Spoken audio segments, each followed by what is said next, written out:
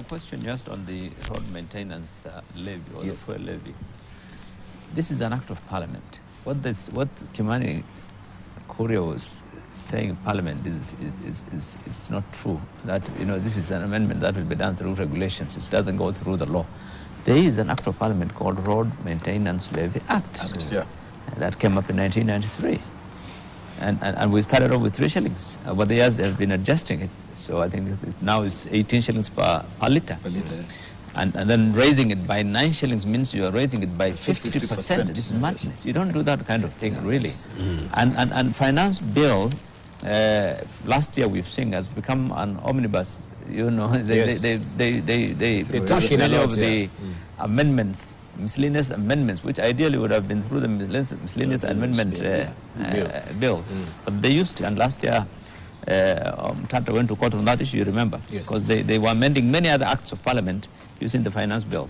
So this is the same thing now. So in the report there is an amendment that they want to bring to the Road Maintenance Levy Act so that they can increase the figure from that 18 to 27, which actually is a huge amount, and it will mean the cost of transport will go up, not just for businesses but for transport, for matatus and everything else. The cost of transport, so I think the government is giving with one hand and taking away another. This is why people are saying this bill. We are not. That's why the protests are on still. People are saying we are not satisfied with the. That road maintenance levy is charged even on diesel that is not used on the road. That's the stupidity about that. It's a great idea, but it needs to be tweaked. Because if I'm running diesel in a factory, right, what road am I damaging so that it has to be maintained? And that, in a way, all this, so I'm charged to deliver to the factory, and then the factory is charged to manufacture if they're using diesel as fuel. Maybe to even run a generator there. And the generator and everything else. So this is all, when you look at even levies, the tractors that they use it in the farms. That you're using in the farms. But even, Patrick, it's a productive activity. Even the cars. Look at the state of our roads. And you're paying a levy here. Really, every day you are actually in the shop buying spare parts. So you're actually taking it and you're not helping at all. The sad thing is that the road maintenance levy is actually being used as capital to build new roads. Where does the roads board get its money? The roads board gets its money from the levy. They're the ones who actually run that fund. Go back and tell me which new road has been done for the last 5 years. No. They've built a lot of new roads, but the road maintenance levy was to actually maintain the new ones, the old ones, and keep them motorable so people could use them.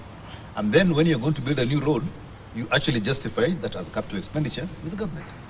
And what has happened is the roads board now is actually funding mainly capital expenditure, not recurrent. What about the railway levy? Because I think also that is that one is another scandalous. Let me tell you. Yes. I'm not in parliament, but I think if he gets to some office of power, my friend, he should pursue that matter, because when this thing... Thank you. I hope to get into office. Yes, you should. We're praying for you. You say, please, amen. You say amen. The railway development levy came in 2016 when the government took that loan from China. And in fact, I did some workings on this thing several times in the last few years. And it comes to approximately, when you look, because it's based on the CI value of the imports, whatever you import, and it's like the IDF. So when you work out, the figure has always been in the region of between 30 to 40 billion shillings. It's a lot of money. And the concept was, the objective was to use it to pay that SGR loan. But in essence, what has happened, it has just become one of the taxes that go into the consolidated funds for the government. So it's not, it has no relationship at all with the repayment of that loan. It has actually, when you can calculate now, you can go, when you later take your calculator and just find out, or get the figures from the KRA publishes what they collect every year. So the amount of money would have paid that loan already. But because it's being used in the consolidated fund, so I've raised it. In fact, several times I've asked members of parliament, why don't you guys stop this thing, because it's no longer being used for the purpose for which it was meant. And it's not the only levy, by the way. Many of the levies are no longer being used for the purposes for which they were initially. Like the whole, you just mentioned it. That's why, we believe many of us see the government as being crafty. What they want to do is every time they want to increase some tax, they avoid touching VAT or whatever, they bring it in the form of a levy.